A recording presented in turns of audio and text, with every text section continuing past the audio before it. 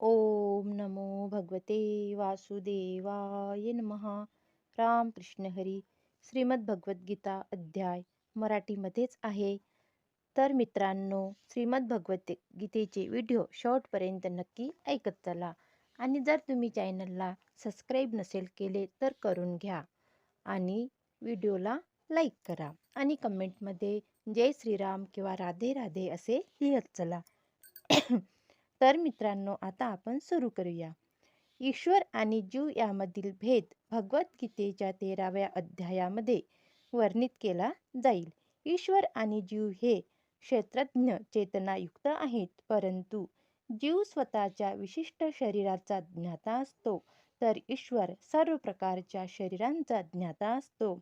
ईश्वर सर्व प्राण्यांच्या हृदयात स्थित असल्यामुळे त्याला प्रत्येक जीवाच्या मानसिक स्थितीचे ज्ञान असते, याचे स्मरण आपण ठेवले पाहिजे. असेही वर्णन करण्यात आले आहे की परमात्मा किंवा भगवान सर्वांच्या हृदयात ईश्वर आणि नियंत्रक म्हणून वास करतात आणि जीवात्म्याच्या इच्छेनुसार कार्य करण्यासाठी त्याला मार्गदर्शन करीत असतात. जीवात्म्याला स्वतःच्या कर्माविषयी विस्मृती झालेली असते. सर्वप्रथम तो विशिष्ट कर्म करण्याचा निर्धार करतो आणि नंतर त्या कर्माच्या चांगल्या अथवा वाईट कर्मफळांमध्ये अडकून पडतो. ज्याप्रमाणे आपण जीर्ण वस्त्र टाकून नवीन वस्त्रे धारण करतो, त्याप्रमाणे जीवात्मा एका विशिष्ट प्रकारचे शरीर त्यागून दुसरे शरीर धारण करतो. जीव याप्रमाणे देहांतर करीत आपल्या पूर्वकर्माची फळे भोगीत असतो. जीवात्मा जेव्हा सत्वगुणामध्ये स्थिर होतो किंवा स्थिर वृत्तीने स्वतः कोणत्या प्रकारचे कर्म करावे हे जाणतो, तेव्हा तो कर्मामध्ये परिवर्तन घडवू शकतो. खरोखरच अशा रीतीने तो आपल्या पूर्वकर्मामध्ये परिवर्तन घडवून आणू शकतो. यावरून सिद्ध होते की कर्म शाश्वत नाही. म्हणून आम्ही म्हटले आहे की ईश्वर, जीव, प्रकृती, काळ आणि कर्म या 5 तत्वापैकी 4 तत्वे शाश्वत आहेत, परंतु कर्म मात्र अशाश्वत आहे. परमचेतनामय ईश्वर आणि जीवात्मा यांच्यात हेच साम्य आहे की ईश्वर आणि जीव दोघांचीही चेतना दिव्य आहे. जड प्रकृतीच्या संगतीमुळे चेतनेची निर्मिती होते, ही कल्पना चुकीची आहे. चेतनेचा विकास विशिष्ट परिस्थितीमध्ये प्राकृतिक संमिश्रणाने होतो.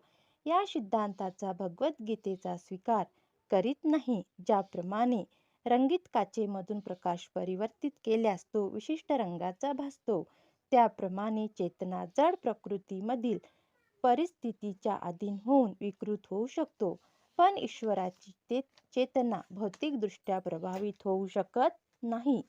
श्रीकृष्ण सांगतात की मयाध्यक्षण प्रकृतीयम. ज्यावेळी ते भौतिक जगामध्ये अवतार घेतात, त्यावेळी ते भौतिक गोष्टींनी प्रभावित होत नाहीत. त्यांच्यावर असा प्रभाव पडत असता तर भगवद्गीतेसारखा दिव्य विषय त्यांना सांगताच आला नसता.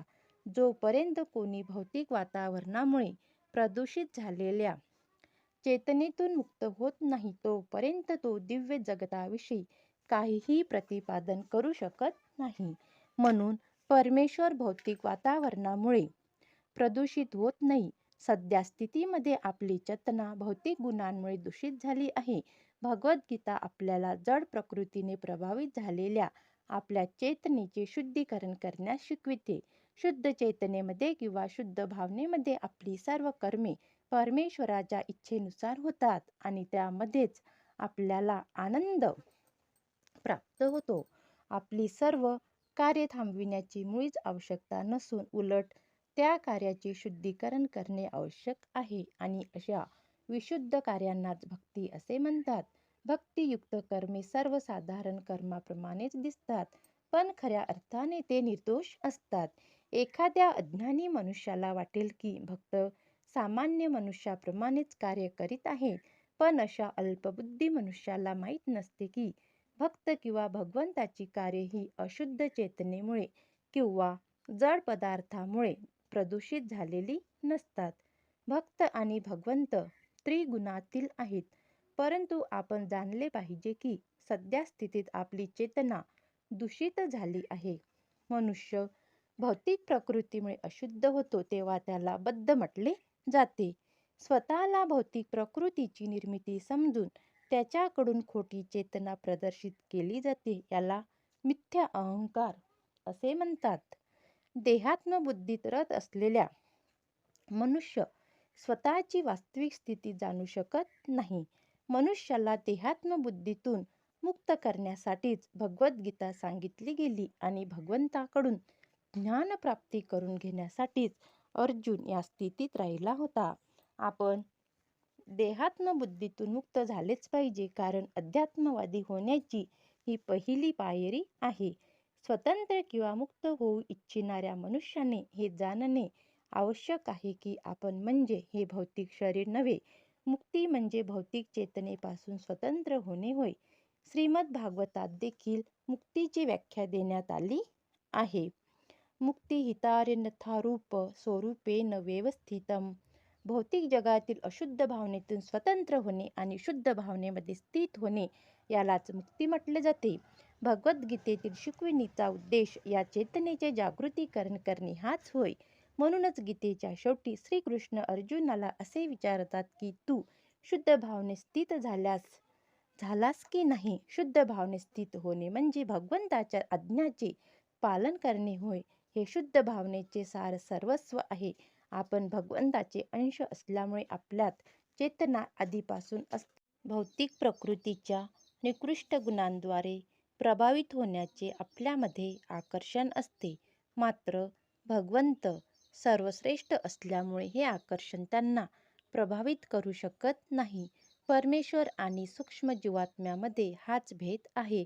ही चेतना किंवा भावना म्हणजे आहे तरी काय? ही भावना म्हणजे मी आहे. तेव्हा मी कोण आहे? अशुद्ध चेतनेच्या प्रभावाखाली मी आहे म्हणजे जे काही मला दिसते ते सर्व माझे आहे. मी भोगी आहे. प्रत्येक जीवात्मा स्वतःला भौतिक सृष्टीचा स्वामी आणि निर्माता समजत असतो आणि या भावनेवरच हे जग चालत असते. भौतिक भावनेचे दोन मानसिक भाग आहेत. एक म्हणजे मी निर्माता आहे तर दुसरा म्हणजे मी भोगी आहे. तथापि वास्तविकपणे परमेश्वर हाच निर्माता तथा भोगता आहे आणि जीवात्मा हा परमेश्वराचा अंश असल्यामुळे तो निर्माता वा भोगताही नाही, तर एक सहयोगी आहे. जीवात्मा निर्माण केला जातो आणि भोगला जातो. उदाहरणार्थ, यंत्राचा एक भाग पूर्ण यंत्राशी सहयोग करतो. शरीराचा एखादा अवयव पूर्ण शरीराची सहयोग करतो. हात, पाय, डोळे इत्यादी सर्व शरीराचे विविध अवयव आहेत, परंतु ते वास्तविक भोगता नाहीत.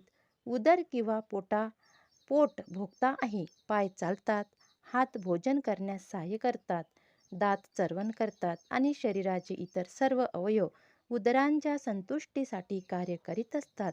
कारण संपूर्ण शरीराच्या रचनेचे पोषण करणारे उदर म्हणजे प्रमुख अवयव आहे. म्हणून सर्व काही उदराला अर्पण केले जाते.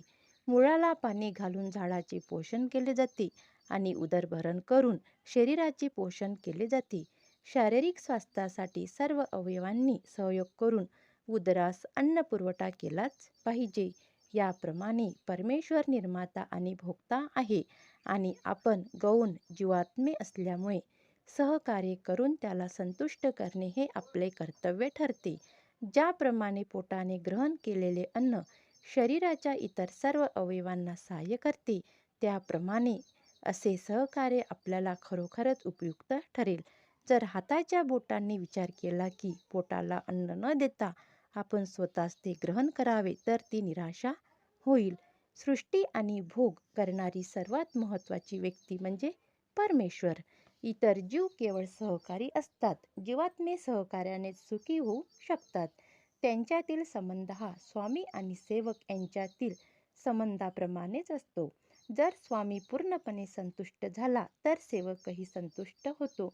म्हणून जीवात्म्यामध्ये जरी निर्मिती करण्याची वा भौतिक जगाचा भोग करण्याची प्रवृत्ती असली तरी वरील उदाहरणात स्पष्ट केल्याप्रमाणे त्यांनी परमेश्वराला संतुष्ट केलेच पाहिजे. निर्मिती आणि भोग करण्याची प्रवृत्ती जीवांमध्ये असते, कारण ती प्रवृत्ती भौतिक सृष्टीची निर्मिती करणाऱ्या परमेश्वरामध्येही आहे. म्हणून परम नियंत्रक ईश्वर नियंत्रित जीव विराट जगत शाश्वत काळ आणि कर्म हे परम सत्याचे भाग आहेत असे भगवद्गीतेत सांगितले आहे. हे सर्व पूर्णपणे एकत्र आले की त्या पूर्णत्वाला परम सत्य असे म्हणतात. हेच पूर्ण वा परम सत्य म्हणजे भगवान श्रीकृष्ण होत. त्यांच्या भिन्न शक्तीमुळेच सर्व काही प्रकट होत असते. ते स्वतः परिपूर्ण आहेत. भगवद्गीतेमध्ये असेही सांगण्यात आले आहे की निर्विशेष ब्रह्मसुद्धा भगवंताहून कनिष्ठ आहे. ब्रह्मसूत्रात ब्रह्माची तुलना सूर्याच्या किरणाशी केलेली आहे. निर्विशेष ब्रह्म म्हणजे भगवंताच्या शरीराचे देदीप्यमान किरण आहेत. निर्विशेष ब्रह्म तसेच परमात्मा यांचा आंशिक साक्षात्कार म्हणजे परमसत्याचा संपूर्ण अपूर्ण साक्षात्कार होय. 15व्या अध्यायात दाखवून दिले आहे की श्री भगवान किंवा पुरुषोत्तम हे निर्विशेष ब्रह्म आणि परमात्म्याचा आंशिक साक्षात्कार या दोघांच्याही पलीकडे आहेत. श्री भगवान यांना सच्चिदानंद विग्रह असे म्हटले आहे. ब्रह्मसंहितेचा आरंभ पुढील प्रमाणे होतो. ईश्वर परम कृष्ण सच्चिदानंद विग्रह अनादिरादिर्गो गोविंदम सर्व कारण कारणम. गोविंद श्रीकृष्ण हेच सर्व कारणाचे कारण आहेत. ते सच्चिदानंद स्वरूप असून आदिकारक आहेत. निर्विशेष ब्रह्माचा साक्षात्कार म्हणजे त्यांच्या सत्य स्वरूपाचा साक्षात्कार होय. परमात्मा साक्षात्कार म्हणजे त्याच्या सत चित या स्वरूपाचा साक्षात्कार होय. परंतु भगवान श्रीकृष्ण यांचा साक्षात्कार म्हणजे सत चित आणि आनंद नित्य अस्तित्व ज्ञान आणि आनंद या तिन्ही स्वरूपाचा पूर्ण विग्रह किंवा व्यक्तिमत्वामध्ये साक्षात्कार होय. अल्पज्ञानी लोक परमसत्याला निर्विशेष मानतात, परंतु वैदिक शास्त्राप्रमाणे परमसत्य म्हणजे एक दिव्य व्यक्ती आहे. मित्रांनो, या पुढील भाग आपण पुढच्या व्हिडिओमध्ये वाचूया. आपला व्हिडिओ मोठा होत आहे. ओम नमो भगवते वासुदेवाय नमः. मित्रांनो, आतापर्यंत तुम्ही माझ्या चॅनलला सबस्क्राईब नसेल केले तर करून घ्या आणि कमेंटमध्ये श्रीकृष्ण हरी किंवा रामकृष्ण हरी किंवा ओम नमो भगवते असे लिहत चला. राधे राधे.